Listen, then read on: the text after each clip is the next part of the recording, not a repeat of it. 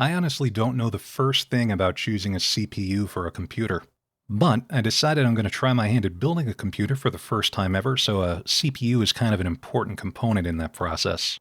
I wound up choosing the Intel Core i3-10105. Now, in 2022, that's far from the most recent Intel CPU. So why did I choose that as the centerpiece for my PC build? Well, if we're being honest, a big part of my decision came down to price. I found a really good sale on this particular CPU, so I jumped on it. But that's not to say it was a completely uninformed decision.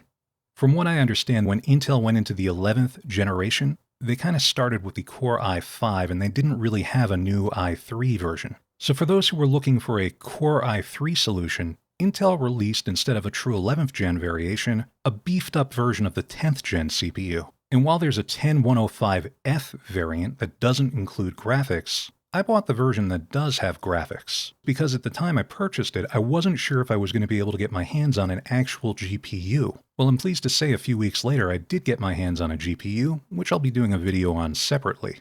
But I still feel that this particular 10105 CPU will be a great centerpiece for my first ever PC build. And one of the cool things about using a 10th generation, or kind of a 10.5 generation if you will, is that there are motherboards out there that are compatible both with 10th gen and 11th gen.